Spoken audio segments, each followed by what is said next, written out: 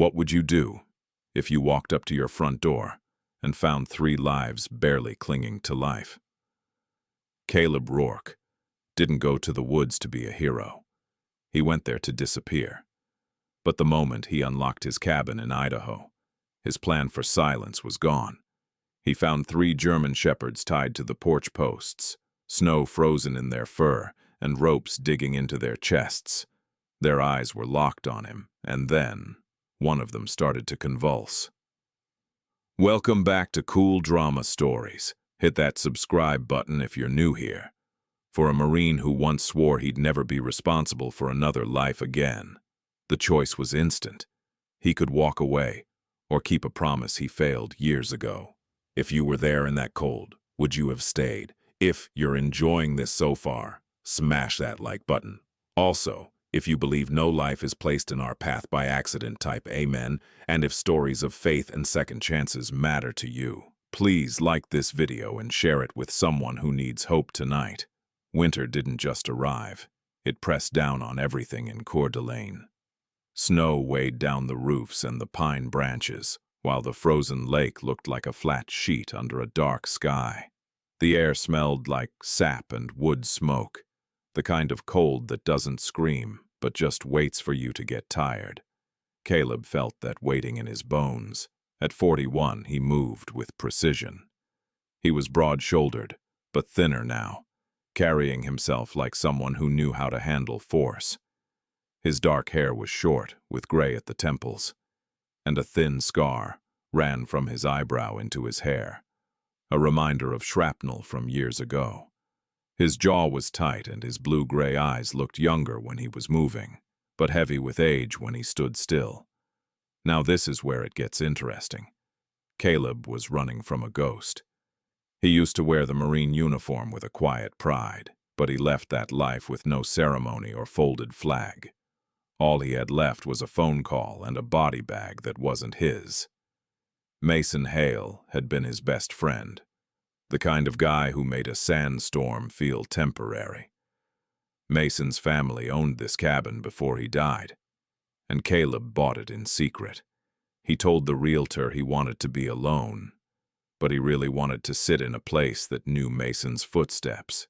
Hit subscribe and tap the bell so you don't miss what happens next in this story. The road narrowed as he drove deeper into the trees, his truck tires crunching over the packed snow. There was no music, just the engine and his own breath. When the cabin finally appeared, it wasn't romantic. It looked tired. The wood siding had turned dark from years of melting and freezing. The porch sagged on one corner, and icicles hung from the roof like sharp teeth. The whole place leaned into the wind, like an old soldier who refused to fall. Caleb cut the engine, and the silence was immediate. He stepped out, his boots breaking through the snow. The cold air bit through his clothes, but he welcomed it. But here's the crazy part. They weren't just stray dogs. At first, they were only shapes, but as he got closer, he saw they weren't moving. 3 German shepherds were bound to the porch columns. They stood unnaturally straight, held up by thick ropes looped under their legs and across their chests. The rope was new, the knots were perfect, and it wasn't an accident. They hadn't been tied in a rush. They were carefully arranged. Someone did this on purpose, and Caleb was the only one there to see it. Which part of this surprised you most? Drop it in the comments and share this video with someone who needs a good story tonight. Caleb didn't panic, but what he saw next would have made most people turn and run. Instead, his brain went into a cold, tactical mode. He looked at the 3 dogs, and what he saw was a total disaster. The largest was right by the steps. He had a black and tan coat, massive shoulders, and a muzzle turning gray, even though he was only 5 or 6. There was a real strength in the way he held his head, even while tied up with that heavy rope. Caleb decided to call him Atlas. To his right stood a leaner female with a lighter sable coat. She was favoring her back left leg, barely letting her toes touch the snow. Her eyes didn't look for pity. They tracked Caleb's move, alert and sizing him up. That was Mira. Then between them was the youngest of the group. He had a narrow face and dark eyes, with frost on his whiskers. His breathing came in short, shallow bursts that turned into tiny clouds of fog. This was Coda. None of them barked. They just watched him with an eerie silence. If you're already rooting for these pups, smash that like button right now. The wind shifted, carrying a sharp, metallic scent. Caleb scanned the area for danger. No people, no movement in the trees. But here is where it gets intense. Atlas suddenly jerked. His jaw twitched, and then his entire body went into a violent shaking fit. The rope dug into his chest as he sagged, and foam bubbled at his mouth. It was poison. Caleb was moving instantly. His hand grabbed the knife on his belt. 3 steps up the porch and 1 slash through the rope. The cord snapped, and Atlas collapsed. Caleb caught the heavy dog, lowering him to the wooden planks so his head wouldn't hit. "Easy, big guy," he whispered, his voice steadier than he felt. He rolled Atlas over, pressing his fingers into the fur to find a pulse. It was shallow and way too fast. Atlas looked at him, and there was no anger in his eyes, just a struggle to stay alive. Caleb cut the remaining ropes quickly. Mira shifted her weight, testing her new freedom. Wait until you hear how she reacted. He worked fast, cutting her loose and helping her down so she wouldn't hurt her leg. She flinched when his hand brushed her raw skin, but she didn't snap. She didn't fully trust him yet, but she wasn't fighting him either. Coda was heartbreakingly light when the rope fell away. Caleb could feel every bone beneath that thin fur as he laid him down next to Atlas. His mind started racing through the possibilities. That metallic smell and the shaking meant one thing: rat poison. It was enough to weaken them, but not enough to kill them quickly. Whoever did this wanted them to suffer for a long time. Caleb's jaw tightened. He pulled off his gloves and pressed his fingers against Atlas's gums. They were pale, almost white. "You're not done yet," he said, like he was giving an order to a soldier. "Which one of these dogs do you think is the toughest? Let me know in the comments. And if you want to see how he handles the people who did this, hit subscribe and tap the bell so you don't miss the next part." He carried Atlas inside the cabin. The air was barely warmer than the wind outside.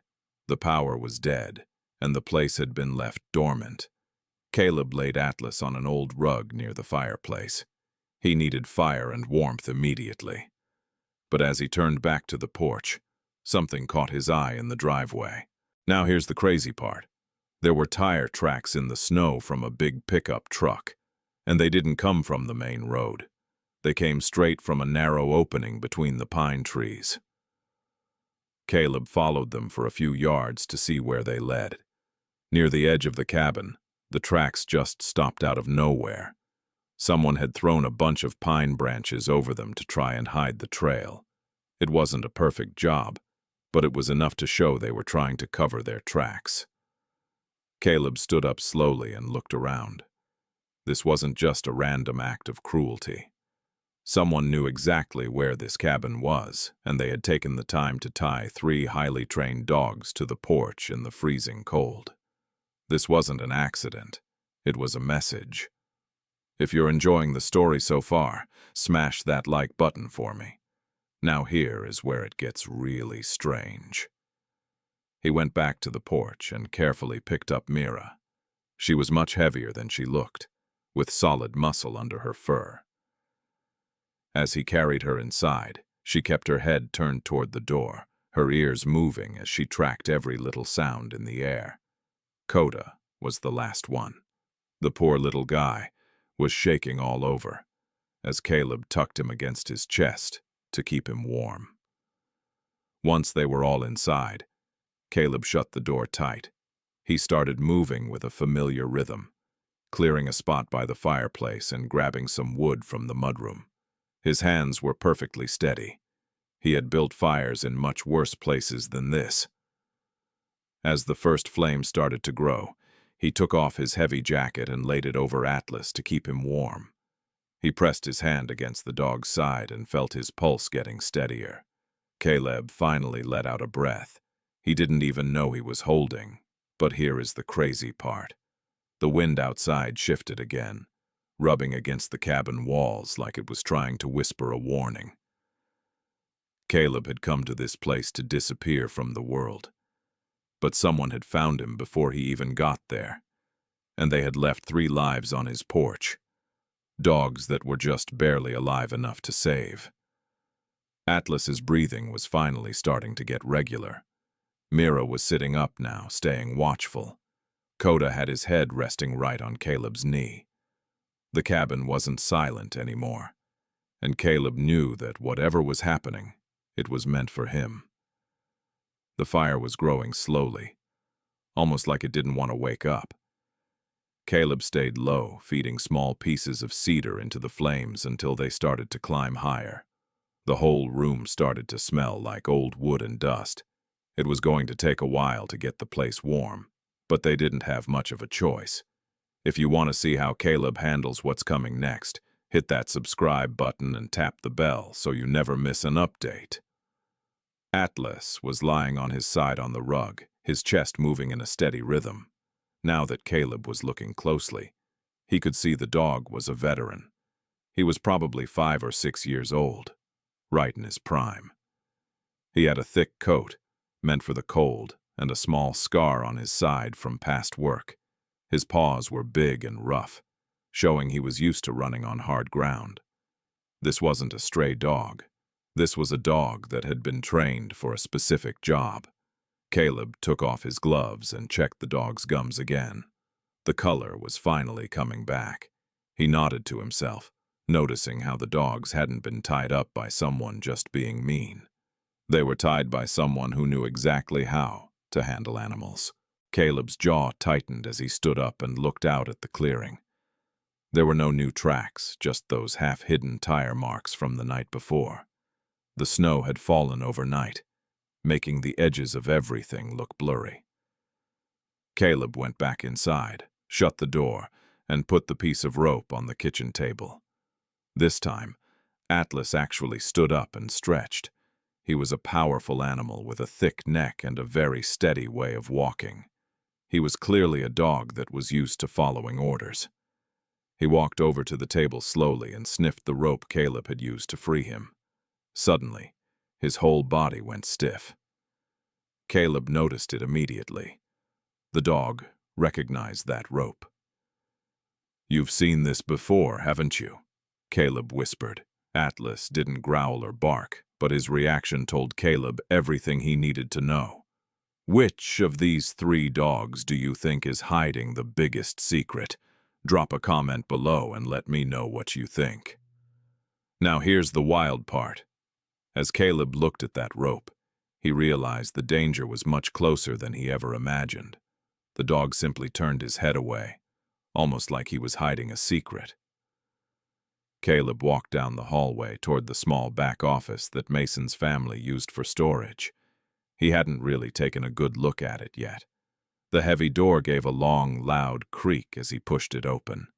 Inside, a thick layer of dust covered an old wooden desk and a metal cabinet. The air smelled like old paper and fresh pine sap. He knelt and yanked open the bottom drawer. Most folders were just junk, property records and expired bills. But way in the back, he found a thin folder sealed with brittle tape. Caleb stopped for a second. He didn't want to dig through Mason's things, but he had to know. He peeled the tape and slid everything out onto the desk. If you're finding this mystery as crazy as I am, smash that like button and let me know what you think is in there. Inside were blueprints and a paper titled Proposed Independent Canine Rehabilitation Initiative. The language was formal, but the style was all Mason, direct and impatient with red tape. It was a plan for a private rescue for working dogs that had been kicked out of training schools. Mason wanted to pair these dogs with veterans. Caleb's chest felt tight. Mason had never mentioned this. He saw rejection letters from officials citing liability. At the bottom, Mason had written, "They're not equipment, Caleb closed his eyes. But here is where things get even more mysterious. Behind him, he heard claws on the wood floor. Mira had followed him in. She stood in the doorway, watching him with amber eyes. "You were part of this, weren't you?" Caleb whispered. He went back to the main room with the folder. Coda was awake now, his ears twitching. In the clear morning light, the pup's collar caught Caleb's eye. It was custom leather, not a store-bought version. He knelt and unbuckled it. Coda was a little stiff but didn't fight him. Inside the lining, Caleb noticed weird hand-done stitching. He ran his finger along the seam and a tiny plastic strip slid out. It said, "You never left anyone behind." Those were Mason's words from their deployments. Hit subscribe and tap the bell right now so you don't miss how this mystery ends. Caleb swallowed hard. Coda nudged his wrist. Suddenly, the cabin felt much smaller. This wasn't a coincidence. The rope, the knots, the plan, and now this message. It was all connected. Someone put these dogs here, knowing Caleb owned the cabin and that Mason trusted him. He walked to the kitchen and grabbed his phone. He scrolled through names he hadn't called in years. He stopped at one. Hannah Hale, Mason's sister. He only met her once, but she was his only lead. Now this is where it gets really interesting. He wasn't even sure if she would help or if she even knew about the dogs. Which part of this story surprised you most? Drop it in the comments and wait until you hear who was actually on the other end of that phone call. She had dark hair pulled back into a low ponytail and a posture so straight it was clear she never backed down, especially in a room full of men. Back when Caleb knew her, she was a criminal justice student with sharp eyes and even sharper questions. He had always admired how quiet but intense she was. He tapped the number and waited. It rang 4 times before a woman finally answered. "Hello." Her voice was steady and a bit lower than he remembered, sounding like someone who had seen a lot over the years. "Hannah," Caleb said. There was a long pause. "It's Caleb Rourke. If you're enjoying this mystery so far, smash that like button for me real quick." Silence stretched between them over the phone line. When she finally spoke again, her tone had completely shifted. It was controlled, but you could tell there were layers of emotion underneath. "It's been a long time," she said. "I know." Caleb waited a beat. "Is something wrong?" Caleb looked down at the small piece of laminated plastic still sitting in his hand. Now this is where it gets really interesting. Caleb took a breath and got straight to the point. "There are 3 German shepherds at Mason's old cabin," he told her. "They were tied up on the porch when I got here." The air on her end of the line seemed to change instantly. "Are they alive?" she asked. "Yes." "Good." You could hear the relief in her voice, but she was definitely holding it back. Caleb frowned. "You don't sound surprised by this at all." She let out a soft breath that wasn't quite a sigh. "Honestly, I was hoping you'd call." Caleb's grip on the phone tightened. "Hoping?" he asked. "I can't explain everything over a phone call," Hannah said carefully, her voice getting serious. But Mason didn't just give up on that project after it was rejected. He kept digging. "There are facilities running just outside the law, and I've been keeping track of the complaints." Her voice had turned hard and professional now. "What does any of that have to do with the dogs on my porch?" Caleb asked. "Everything," she replied quietly. Caleb looked over at Atlas, who had stood up and was now right beside him. Silent and steady as a rock, Hannah continued. "Mason trusted you more than anyone else, Caleb. If those dogs are what I think they are, someone didn't want them disappearing without a fight." Caleb didn't say anything. If you want to see how this all connects, hit subscribe and tap the bell so you don't miss the next part. Outside the window, the snow was drifting lightly through the air. Finally, Caleb spoke. "I didn't ask for any of this." "I know," Hannah answered, "but you're already in the middle of it." The truth of those words felt heavy and undeniable. They made a plan to meet the next day in town.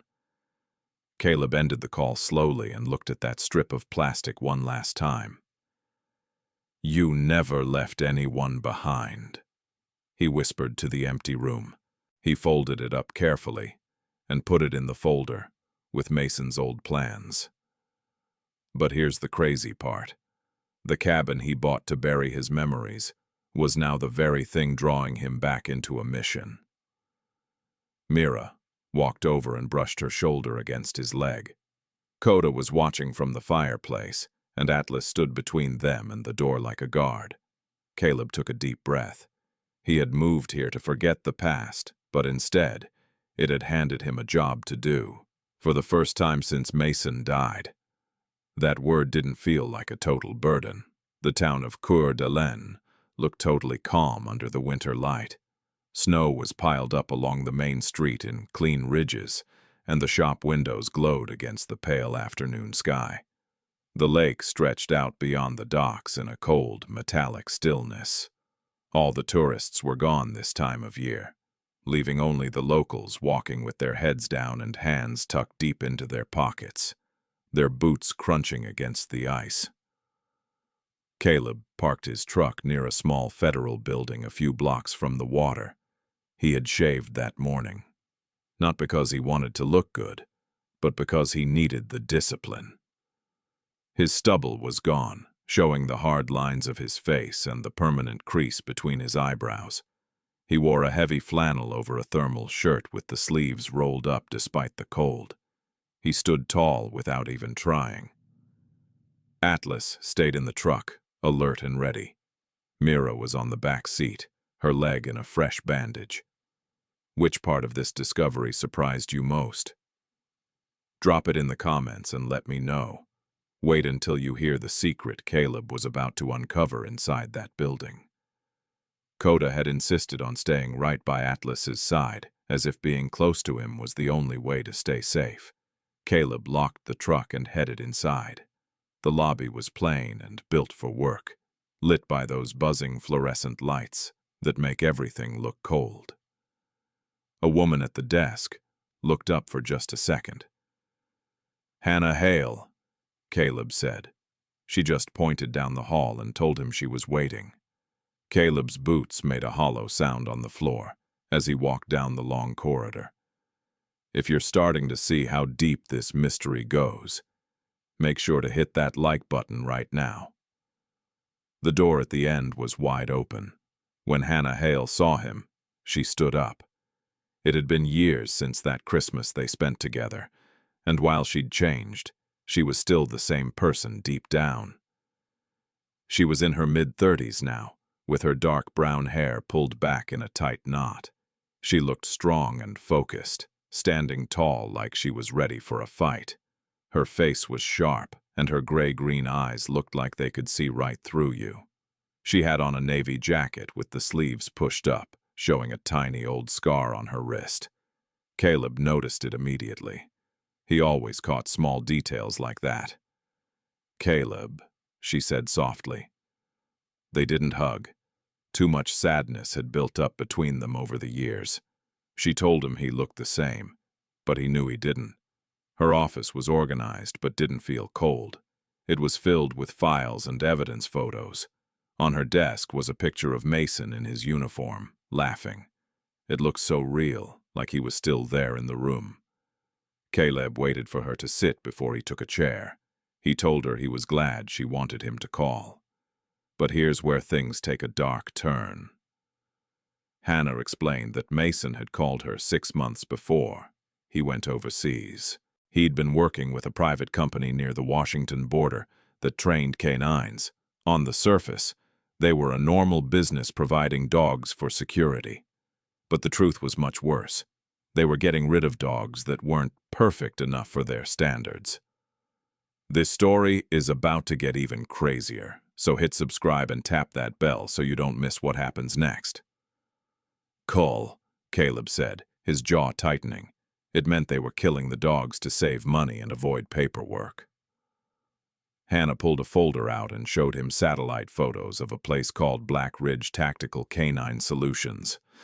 It looked like a massive compound with fences and warehouses. She didn't have enough proof to shut them down yet, but Mason had been trying to help. He'd found weird things in their logs, dogs that disappeared and medical reports that didn't match up with their microchips. Now this is where it gets really interesting. Caleb wondered why Mason never told him. Hannah explained that Caleb was deployed and Mason didn't want to wait until you hear how deep this conspiracy actually goes. "I'm convinced those 3 German shepherds were part of that missing shipment," Hannah said, the silence between them feeling heavy. Caleb looked at her, his voice low and skeptical. "Do you actually have proof?" he asked. She didn't hesitate for a second. "Think about it, Caleb. You saw how they were trained. The ropes, the knots, the collars, everything about it was precise. These dogs weren't just dumped on a whim. Someone placed them there with a very specific plan." She paused for a moment. "I didn't physically put them on your porch myself, but I'm the one who arranged for them to be taken out of that facility." Caleb stood up fast, his eyes narrowing in shock. "Wait! What?" he demanded. "If you're enjoying this so far, smash that like button." Hannah explained that Mason had a secret contact inside Black Ridge, a low-level staffer who saw things they shouldn't have. After Mason passed away, that person reached out to her anonymously. They said 3 dogs had been marked to be destroyed, but were being held temporarily. Hannah couldn't use her official badge to save them without leaving a paper trail, so she moved them herself. Caleb's face turned red as the realization hit him. "So you used my cabin as a hideout," he snapped. Hannah didn't flinch. "I used a place that Mason knew he could trust." Caleb stared at her, the anger finally bubbling over for the first time.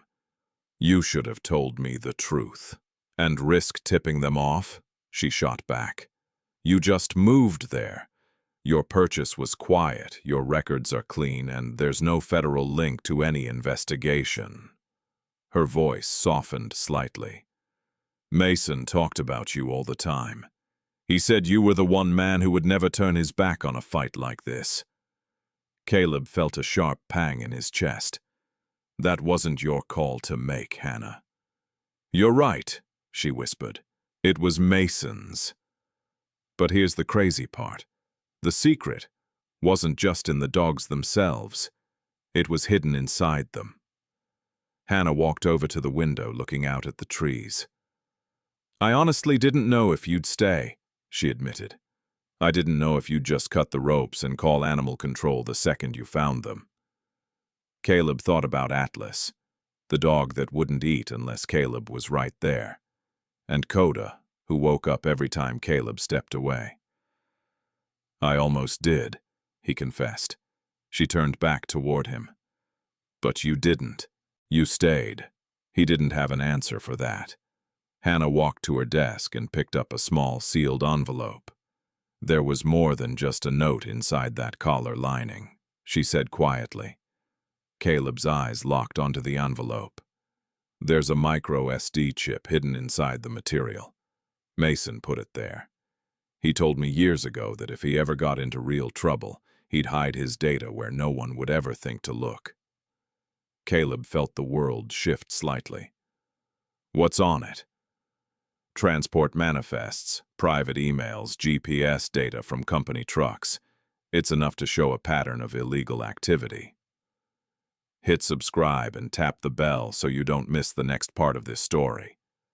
Now this is where it gets really interesting. Those 3 dogs aren't just survivors, Caleb. They are the living proof that Mason was right about Black Ridge. Caleb's hands balled into fists at his sides. "And you just left them on my porch," he said, his voice dropping to a dangerous level. "Yes," she said, meeting his gaze. "Because if I had kept them in official custody, Black Ridge would have legally claimed them as property. They would have disappeared forever." But at my place, Caleb asked.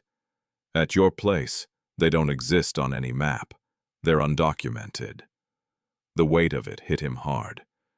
You dragged me into an active investigation without asking. Hannah's voice dropped to something almost vulnerable. No, Caleb, I didn't do that. Mason did. The words hung in the air between them. Caleb's anger started to fade, replaced by something much heavier. He said you were the only person who never blinked in the face of danger, she continued.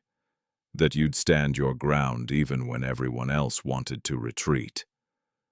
Caleb closed his eyes briefly. This wasn't war, but it felt just as dangerous. Hannah stepped closer, her voice steadier now. I didn't pick you by accident, Caleb. You weren't just a random choice. This was all intentional. The full truth finally landed. He hadn't just stumbled into a mystery. He had been handpicked. Mason's trust in him was still reaching out from beyond the grave. Which one of these twists surprised you most? Drop it in the comments. Have you ever realized that your entire life was actually a setup? Caleb looked at the photo on the desk and everything clicked. This wasn't just a sad memory. It was a map. That feeling was heavier than anger. He saw Mason laughing in the photo, looking more alive than a memory usually should. Caleb spoke slowly. Those dogs, they weren't meant to just disappear. Hannah shook her head. No, she agreed. They were meant to vanish forever. Silence filled the room until Caleb stood straight. What do you need? If you're enjoying this story so far, smash that like button for me. Hannah got professional. I need proof they're alive, she said. I need behavioral evidence, photos of the ropes and their injuries. I have to connect them to the transport manifests on that chip. Caleb nodded. He had come for clarity but found a mission. As he turned to leave, Hannah spoke again. Caleb. He paused at the door. I'm sorry I didn't ask you, she said softly. He studied her for a long moment. You trusted the wrong Marine to just walk away, he said quietly. A relieved exhale left her as he stepped into the hallway. Outside, the winter light was turning to gold. In the truck, Atlas lifted his head the moment Caleb opened the door. Mira's ears pricked forward and Coda scrambled closer. Caleb touched Atlas's neck. You guys weren't random, he whispered. But here's the crazy part. The quiet life Caleb wanted was actually a mission in disguise. He bought the cabin to escape, but his past handed him a mission in the snow. He wasn't an accidental witness. He was the man Mason had counted on. The forest behind the cabin didn't care about his mission, though. It just stood there, tall and silent, with pine trunks rising patiently into the sky. Snow settled into the deep grooves of the bark while the wind moved through the high branches with a low, restless breath. Hit subscribe and tap the bell so you don't miss the next part of this mystery. Morning light spilled across the clearing the next day, softening the sharp ice. Caleb stood on his porch with a mug of cold coffee. He hadn't told the dogs the plan yet, almost as if they were recruits awaiting orders. Atlas stood beside him now without any support, his weight steady. His coat gleamed in the daylight, thick and powerful. He moved with contained strength, the kind of dog bred to track and hold a target until commanded otherwise. Now this is where it gets interesting, because Mira wasn't the only one on high alert. She was still limping, but she refused help. Her amber eyes scanned the tree line with disciplined vigilance, guarding the cabin's flank like a professional. Coda remained closer to Caleb, his ears flicking toward every unfamiliar sound. Trauma had sharpened him. Caleb exhaled slowly. I didn't sign up for this, he muttered.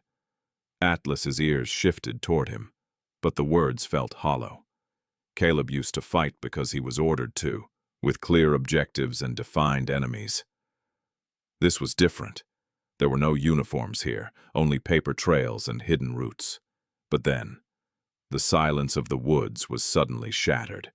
He walked toward the edge of the clearing, snow crunching under his boots. Atlas followed him. Then he heard it. A distant mechanical rumble. It wasn't the wind. It was an engine. Atlas froze, his posture changing instantly. His neck extended, his ears locked rigid, and a low growl vibrated in his chest. Caleb's heart rate ticked upward. The noise grew louder, then faded as if the vehicle had shifted direction. Atlas took a step, his muscles tight. Caleb crouched down. Which part of this mystery has you hooked? Drop it in the comments. Did you hear that? The truck was nowhere in sight, but wait until you hear why Atlas was so terrified of that sound. It was moving along the old service road just past the ridge, and even though they couldn't see it, Atlas knew exactly what it was. Mira limped closer to Caleb, her ears pinned forward and her whole body shaking with tension. Coda pressed his weight against Caleb's leg as if looking for protection. Caleb felt his jaw tighten. This wasn't just a normal reaction to a loud engine. This was deep-seated conditioning. He stood up slowly and scanned the edge of the woods, but he couldn't see anything. Even after the sound of the engine completely disappeared, Atlas didn't relax for a long time. Caleb finally understood the truth. These dogs hadn't just been left behind. They had been moved around in vehicles, and that specific engine sound meant they were about to be locked up again. He went back into the cabin and picked up the pieces of cut rope he had left on the kitchen table. He kept thinking about what Hannah had told him regarding transport lists and shipments that had been sent to the wrong places. He pulled out his phone and gave her a call. And if you're enjoying this mystery so far, smash that like button. She picked up on the second ring. You heard something, she said before he could even say hello. Caleb frowned slightly, wondering how she always knew. How did you know it was me? You don't call me in the middle of the morning unless something is moving, she replied. He almost let out a small smile. A truck just passed on the service road. Atlas reacted like it was incoming artillery fire. That road leads straight to Route 41, Hannah explained. Black Ridge uses contracted freight, mostly older diesel trucks with a very specific, loud idle. Caleb stared out at the trees. Can we trace the recent deliveries? I've already started pulling some partial info, she said. But here's the crazy part. She told him she needed physical proof like rope samples and photos of any tire tracks he could find, before they could do anything. I've got the rope, Caleb said. Good, she replied. She also mentioned that they'd need to set up cameras if they wanted to catch them on that route. Hit subscribe and tap the bell so you don't miss the next one. Caleb hesitated because he knew that cameras meant things were about to escalate. Hannah sensed his worry. This doesn't mean you're going to war, she said quietly. He almost laughed at that. That is exactly what it feels like. He ended the call and stepped back outside into the cold air. Atlas had returned to a more neutral posture, but his eyes were still scanning the horizon. Caleb knelt in the snow near the spot where he'd seen those old tire marks a few days ago.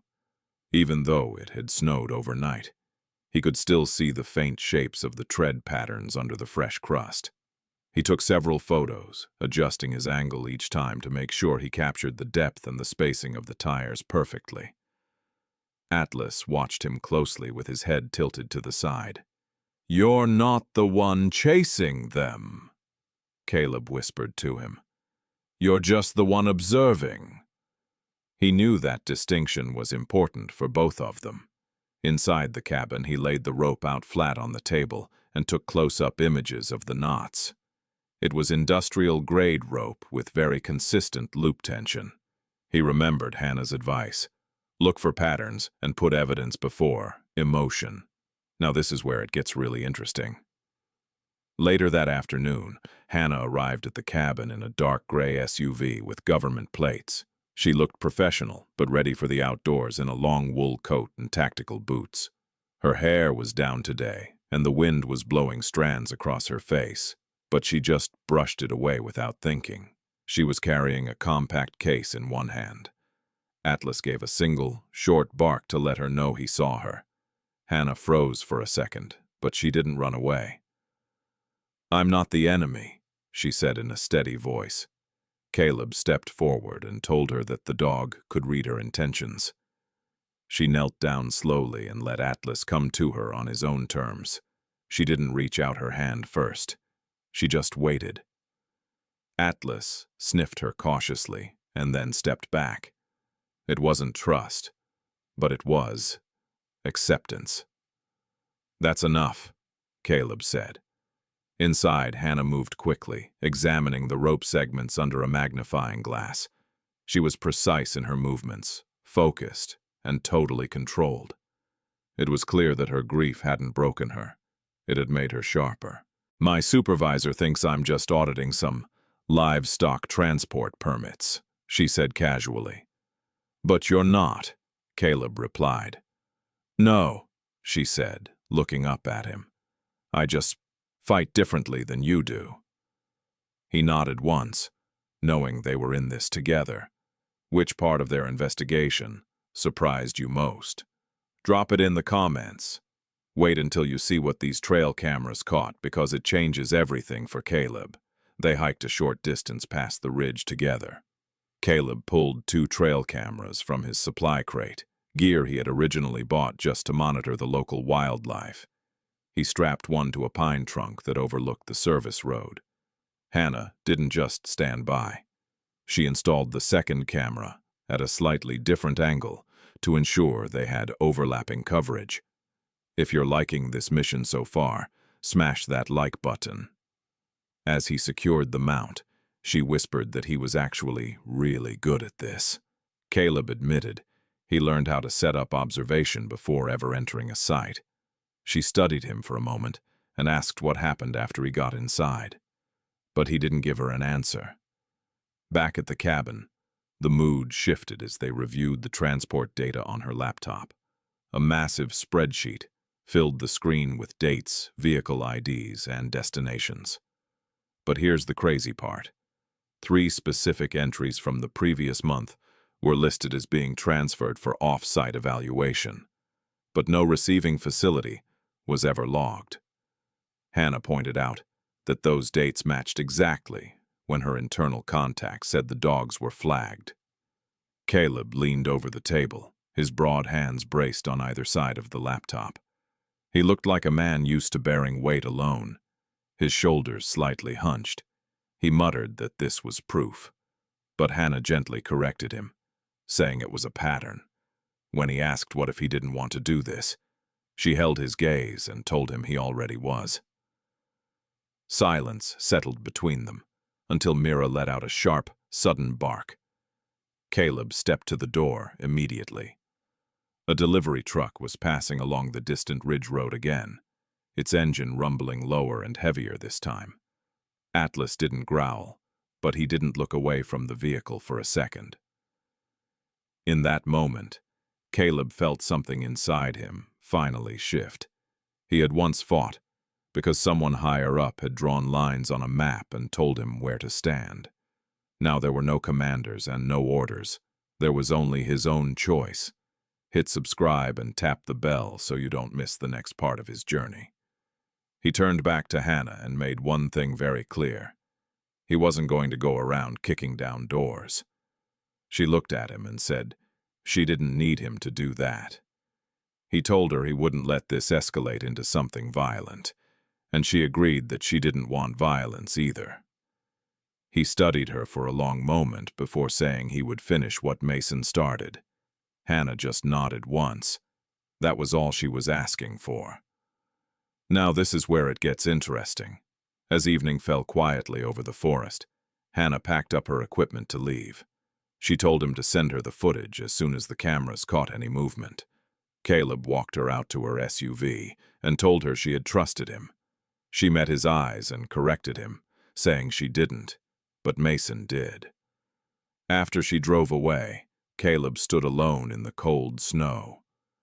Atlas approached him and pressed his shoulder lightly against Caleb's leg. The young Marine he once was would have charged forward into the fight without hesitation. But the man he was now understood the power of restraint. War didn't always require gunfire. Sometimes it required patience and the simple choice to stand your ground. He looked down at Atlas and whispered that they weren't fighting for orders anymore.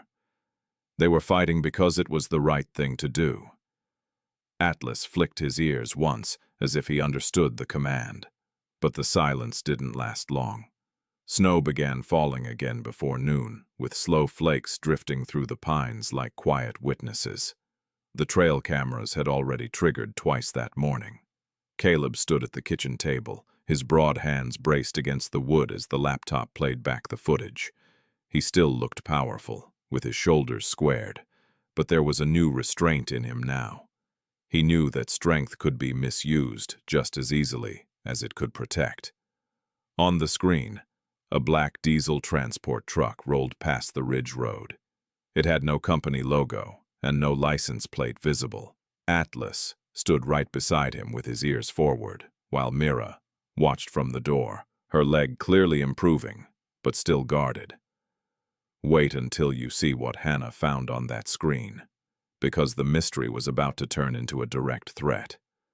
Coda was sitting so close that his fur brushed against Caleb's calf. "That's it," Hannah said softly. She leaned forward and froze the video to zoom in on the side of the truck. It was the same vehicle ID number from the shipping records they had found earlier. Hannah looked different here in the cabin than she did back at the office. Without those bright office lights, the sharp lines of her face seemed a little softer. She wore a dark thermal shirt under a fitted jacket with the sleeves pushed up. You could see a steady intensity in her eyes. It wasn't wild, but it was very focused.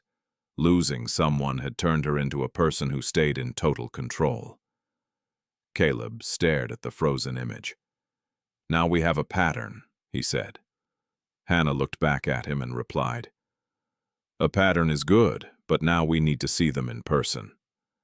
But here is the crazy part. As soon as she said those words, the forest itself started to growl. If you're rooting for Caleb and these dogs, go ahead and smash that like button right now. The low rumble of an engine rolled through the trees again, and this time, it was much closer. Atlas stood up straight with his ears pointing forward. Mira's lips curled back as she gave a silent, toothy warning. Caleb stepped outside to see what was happening. A black truck slowly crawled out from the tree line, its tires crushing the snow with a scary kind of confidence. It didn't just stay on the ridge road this time. Instead, it turned right into the clearing. The engine cut out, and for a moment the whole world went quiet. Then the driver's door opened. A man in his early 50s stepped out. He was a big guy, broad-shouldered, but a bit thick in the middle. His hair was steel gray and combed back neatly. He wore a heavy winter coat with a logo for Black Ridge Tactical Canine Solutions. He had clean boots and a very calm, calculated vibe. His name was Victor Hale, and he wasn't related to Mason. Now this is where it gets interesting, because this stranger wasn't just looking for directions. Make sure you hit subscribe and tap the bell so you don't miss the next part of this standoff. Victor scanned the cabin before locking his eyes on Caleb. "You must be Mr. Rourke," he said. His voice was smooth, but it had a sharp edge to it. Caleb didn't answer right away. He just stood tall with his feet planted firmly in the snow. Victor's gaze drifted down to Atlas, who was standing right behind Caleb. "I believe you have property that belongs to my company," Victor said. That word, property, hit the air like a heavy stone. Atlas let out a low growl from deep in his chest. Victor didn't even flinch. He just continued. 3 German Shepherds from Transport Unit 47B flagged for reassignment. They were tied to my porch, Caleb replied. Victor gave a small smile that didn't reach his eyes. Yes, that was just a mistake in the routing process. But here's the thing. Caleb knew exactly what kind of mistake it really was. Mira stepped forward a bit, putting herself right between Caleb and the truck. Victor's face hardened just a tiny bit. "These dogs are assets under legal ownership," he said firmly. "I have the documentation right here." He reached into his coat and pulled out a folder. Caleb didn't move an inch to take it. "You left them tied up in the freezing cold," Caleb said quietly. Victor just shrugged his shoulders. That was an operational oversight. Right then, Hannah stepped out onto the porch with her phone already in her hand. Victor's eyes jumped to her. "And who are you?" he snapped. "I'm a federal investigator," she said calmly, "and you are currently trespassing on private property." Victor's cool started to fade. "I'm just here to get my assets back." "No," Hannah corrected him. "You're here to try and scare us." Caleb felt his old instincts wake up in his chest. He started measuring Victor's stance. The man was broad, but he looked a little off balance on his left hip. That heavy coat would make it hard for him to move his shoulders quickly. One quick step and one solid punch would end this whole conversation. Victor noticed the shift in Caleb's posture. He lifted his chin and said quietly, "You really don't want to make this more complicated than it needs to be." Atlas moved even closer to Caleb's side. The woods were totally silent except for the falling snow. Caleb took a slow, deep breath. Years ago, in a desert far away, he had fought with his fists and paid for it in blood. But this wasn't that kind of war. "You aren't getting them," Caleb said in a steady voice. Victor's voice got much sharper. "Legally, they belong to me." But then, Hannah held up her phone to show him she wasn't bluffing. "Which part of this confrontation surprised you the most? Drop a comment below and let me know." "Actually," she said with a smirk, "you really don't." Right as she said it, two police trucks pulled into the snowy clearing behind Victor's vehicle, their red and blue lights cutting through the air. Wait until you see how quickly Victor's confidence disappeared when he realized he wasn't the only one with backup. If you're enjoying this showdown so far, go ahead and smash that like button for me. Deputy Aaron Cole stepped out of the first cruiser. He was in his mid-30s, looked sharp, and had a calm but very alert vibe about him. His uniform jacket was zipped up tight against the freezing cold. He moved with the kind of authority that made everyone go quiet, keeping one hand near his belt, just in case things got ugly. "Afternoon," Cole said, keeping his voice totally flat and neutral. Victor's whole attitude shifted instantly. He went from being a bully to acting like a corporate professional. "Deputy, you're just in time," Victor said smoothly. "I'm just here to pick up some company property." Cole looked over at Caleb and then at Hannah. "Ma'am, what's the story here?" Hannah didn't hesitate. She stepped forward and handed him printed screenshots from their trail cameras and photos of the ropes they'd found. "These animals were found tied up on private land," she explained clearly. "We've got the proof that links Black Ridge to some really shady transport practices." Victor's jaw tightened. "That's all just a guess," he snapped. Cole was already looking at the photos of the knots. "These look pretty intentional to me," he observed quietly. Victor took a sharp breath. "You don't even have a warrant to be here." Hannah didn't blink. "Not yet, we don't." But here's the crazy part. The backup was already moving in to finish the job. The second officer, Deputy Marisol Reyes, stepped out of her car. She was shorter than Cole, but you could tell she was sharp and didn't miss a single detail. She approached the truck slowly, her eyes scanning the cargo area for anything suspicious. "Mind if we take a quick look?" she asked Victor. Victor paused, and that split second of hesitation told the officers everything they needed to know. Hit subscribe and tap that bell so you don't miss the next part of this story. Cole's voice got a lot harder. Sir! Victor stepped aside, looking stiff and angry. Reyes pulled open the back of the transport truck. The smell hit everyone first. It was a heavy mix of fear, waste, and cold metal. Inside, there were steel cages stacked too high. There were 23 dogs in total, mostly German Shepherds and Malinois. Some were pacing around their tiny cages, while others just lay there, totally exhausted. A few looked way too thin, and one even had a nasty open wound on its side. Up on the porch, Mira let out a sharp bark. Atlas stood perfectly still, his muscles ready for action but under control. Caleb did not move. He just watched. Victor's cool exterior finally started to break. "These dogs are just in transit for evaluation," he insisted. But Hannah stepped up, her voice cold as ice. "This is an unregistered trip, Victor. There's no paperwork for where they're going. We've seen your records. These dogs were marked for transfer, but they were never supposed to arrive anywhere." Now this is where it gets really interesting, because Caleb was about to reach his breaking point. Deputy Cole looked at Victor and said, "I need you to step back right now." Victor's hands balled into fists at his sides. Caleb felt that old familiar fire inside him, the urge to just walk over and settle this with his hands. Victor looked at him, almost like he was daring him to swing. Caleb's own fists tightened. He knew he could end this with one blow, but instead of attacking, he did something that shocked everyone. He took a step back. The movement even surprised Victor. Cole noticed the tension. "Sir," he told Victor firmly, "you're being detained while we look into this." Reyes started opening the cage doors, talking softly to the scared animals.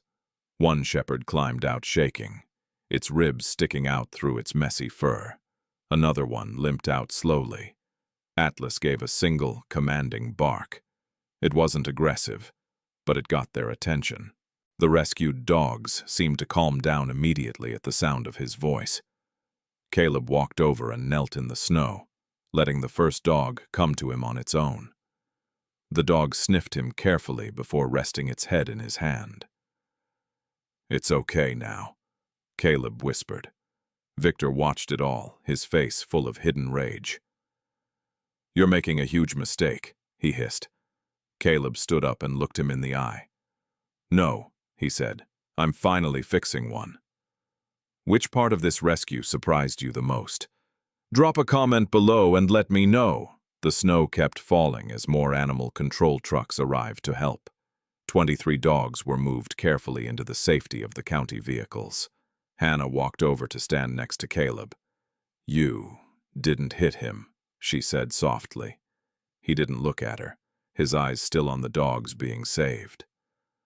"I really wanted to," Caleb whispered, his voice thick with emotion. Hannah simply nodded and said, "I know." They both stood there, watching as the very last dog was loaded into the transport van. Nearby, Victor was being led toward a police car. His back was stiff and his face was a mask of defeat. But for now the threat was gone. Atlas stepped closer, pressing his heavy shoulder against Caleb's leg for comfort. Mira stood tall and proud, her bandage a badge of honor, while little Coda watched all the movement with wide, curious eyes. In that moment, Caleb felt a massive shift deep inside his chest. It wasn't the usual rush of adrenaline or the burning heat of anger. It was total clarity. He used to think that being strong meant hitting something as hard as you could. Now he finally understood that true strength could also mean holding back. This strange war without bullets had finally reached a turning point, and he had made the choice not to cross the line into violence. If you're glad he kept his cool, smash that like button right now. As the police cars drove away with Victor in the back and 23 dogs safe from their cages, the forest became silent once again. Hannah took a long, slow breath. "You Did the right thing, she told him. Caleb stared at the empty dirt where the truck had been parked. I didn't do it alone, he said, looking down at his loyal dog. None of us did. The falling snow started to cover the tire tracks. But this time, the truth wouldn't be buried. But here is the crazy part about how things changed after that night. Spring didn't just show up in Coeur d'Alene overnight. Instead, it crawled in. The snow started pulling back in messy patches around the cabin, showing the wet dirt and flattened grass that had been crushed by winter. The lake behind the trees began to melt, with huge sheets of ice snapping apart like old pieces of armor falling off. Caleb Rourke stood in the middle of that clearing, holding a measuring tape with a pencil tucked behind his ear. He was a man made for building things. Big shoulders, strong arms, and hands that stayed steady even when his mind was racing. The deep frown he usually wore had finally started to relax lately. It wasn't because life was easy now, but because he finally had a real mission. Atlas was right there by his side, looking calm and perfectly balanced. The big shepherd was back to full strength, his fur thick and healthy, with no sign of the pain he'd endured. Every time Caleb walked out a distance for the new fence posts, Atlas followed right along, never getting in the way but never leaving his side either. Now this is where it gets interesting. Make sure you hit subscribe and tap the bell so you don't miss what happens to this pack. You've got a talent for this, Hannah said, walking up behind him. She was dressed in old jeans and work gloves, her dark hair pulled back in a messy braid. Even though she was a federal investigator, she looked way more comfortable out here in the woods than she ever did in a formal office. Her eyes were still sharp, but that frantic look of urgency was gone, replaced by a sense of peace. I've built shelters in much worse places than this, Caleb told her with a shrug. She gave him a small smile. Well, at least this one doesn't come with people shooting at you. He started driving the first wooden post into the ground with heavy rhythmic strikes. The plan for this place had grown slowly. After Victor Hale was locked up and the illegal transport business was shut down, a massive legal battle started. Most of the 23 rescued dogs went to local shelters and some needed a lot of medical help. But Atlas, Mira, and Coda were different. No one ever stepped forward to claim them, and Caleb knew in his heart he could never let them go. The cabin didn't feel like a lonely hiding spot anymore. It felt like a home base. Mira was walking along the edge of the woods, her leg completely healed with no sign of a limp. She acted differently now. She wasn't scared or defensive, just watchful. Whenever a new rescue dog arrived for a few days, she would stay close to keep the peace, acting like a gentle boss. Coda, who used to be the most scared of them all, had grown into a lean and confident young dog. You couldn't see his ribs anymore, and he didn't jump at every little sound in the wind. Which of these 3 dogs do you think had the biggest transformation? Drop it in the comments below. Sometimes when the night air drifted through the thick trees, he would raise his head and just listen. He'd eventually lay it back down without a single shiver. The first time Caleb saw that happen, he stood in the door much longer than he needed to. It made him realize that healing doesn't always make a lot of noise. Atlas had turned into something completely new. He never barked unless it was actually necessary, and he never acted tough just for show. Whenever a new dog was brought into the clearing, pacing around, nervous and unsure, Atlas would walk up slowly. He would just stand there perfectly still, letting them get a sense of who he was. It was pure confidence without any anger, strength without being a threat. It was true leadership, but here's the crazy part. As Caleb watched his dog lead, he realized he was building something much bigger than a fence. Hannah was leaning against one of the fresh wooden posts they had just put in. "What are you going to call this place?" she asked. Caleb stopped what he was doing. He wiped the sweat off his forehead with the back of his hand and stared out across the open land. The idea had been stuck in his head For days now. Back in the Marines, the last post was the bugle call played at funerals. A final goodbye. But it had another meaning, too. It marked the end of one shift and the start of a brand new watch. "Last post, Haven," he said softly. Hannah nodded her head slowly. "That really fits," she whispered. "If you're enjoying seeing this transformation, make sure to hit subscribe and tap that bell so you don't miss what happens next." They spent the next few hours working hard, putting up fencing and turning parts of the old shed into a real kennel. Caleb moved with a steady purpose. He wasn't rushing or acting frantic. He was being intentional with every move. By the late afternoon, Deputy Aaron Cole pulled his patrol car into the clearing. He hopped out, took off his sunglasses, and looked at all the progress. "Looks like you're growing the business," he said. Cole's stance was calm, but his eyes were much warmer now when he looked at Caleb. The deputy grew up around here, and he knew exactly what it meant when a man decided to build something instead of hiding away from the world. "I'm not expanding," Caleb told him. "I'm just repurposing." Cole looked over at Atlas. "That dog is different." "He's home," Caleb said simply. "Now this is where it gets interesting." Cole pulled a folded piece of paper out of his jacket.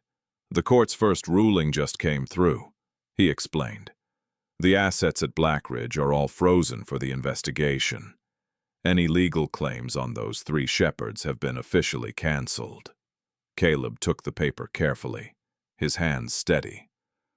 "They belong to you now," Cole added.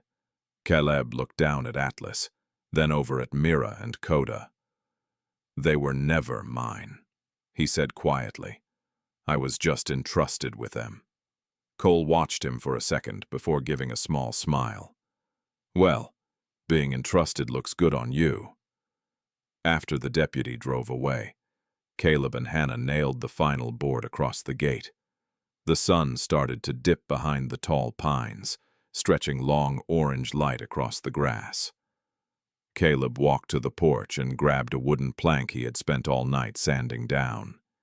He had carefully burned the letters into the wood by hand. "Last Post Haven." Right below it, in smaller letters, it said, "No one left behind." Hannah walked up beside him as he carried the sign to the front of the driveway. "You don't have to make this public if you aren't ready," she said softly. He looked her right in the eye. "I'm not hiding anymore." He hammered the post deep into the dirt. Atlas sat right behind him, alert and steady. Mira was resting near the porch, watching the woods without any fear. Coda chased a leaf for a second, stopped because he was surprised by his own energy, and then relaxed. Caleb stepped back to look at the sign. The cabin didn't feel like a place to bury his old memories anymore. It felt like a fresh start. "I couldn't save him," he whispered. Hannah knew exactly who he meant. "No," she agreed. "But you finished the job." He nodded once. Just then, a small truck started heading slowly up the road toward them. Caleb's posture tightened up, but it wasn't because he was afraid. The truck pulled to a stop right at the edge of the open space, and an older couple climbed out with careful steps. The woman looked to be in her mid-60s, her silver hair peeking out from under a warm, knitted hat. She was holding a folded blanket tightly in her arms.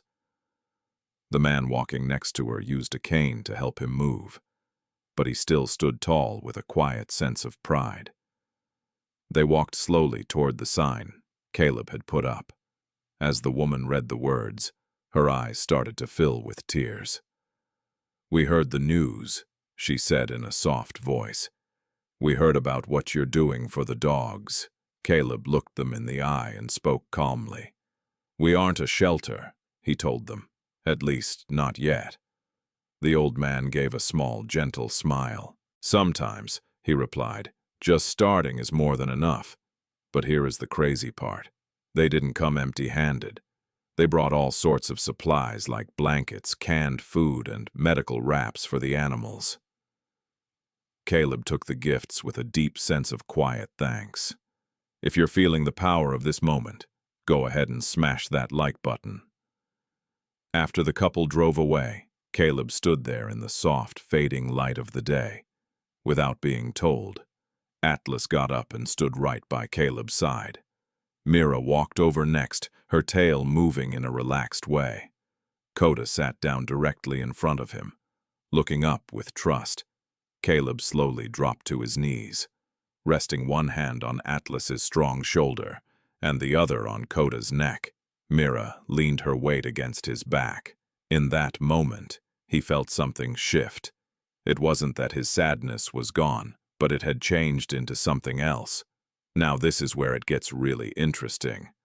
War used to be the only thing that defined him. His losses had almost destroyed his spirit. But this was different. This was a new kind of duty. The forest became still as evening settled in. A light breeze moved through the tall trees. Coda's ears moved once and then relaxed. Caleb looked at his sign one last time. "Second watch," he whispered to the air. Atlas let out a soft huff, as if he understood and agreed. The bugle had played its final notes for his old life, but his post was far from empty. Make sure you hit subscribe and tap that bell so you never miss the next part of this journey. Some people think miracles only happen with a loud crash of thunder. But sometimes a miracle is just a dog tied to a porch in the freezing winter. Caleb thought he moved to that cabin to fade away from the world. He truly believed his life story was already over, written in pain and regret. But 3 abandoned dogs reminded him of something much bigger. God doesn't always take the storm away from us. Sometimes he puts a new purpose right in the middle of the wind and rain. Those dogs weren't a random accident or a heavy weight to carry. They were a calling, and maybe that same truth is meant for you today. If you are holding on to heavy guilt or deep grief, or if you feel like your best years are gone, you need to remember this. The end of one thing is not the final stop. It is just the start of a brand new watch. Caleb couldn't go back and save Mason, but he finished the work Mason began. In doing that, he realized that God had never actually left him alone in those woods. Which part of this story surprised you the most? Tell us in the comments so we can pray for one another. Share this with someone who needs a little hope tonight. Like this video if you believe second chances are real. Before you go, take a second to be still. Ask God what He might be placing on your porch right now, because no life is ever sent without a reason, and no soul is ever truly left behind.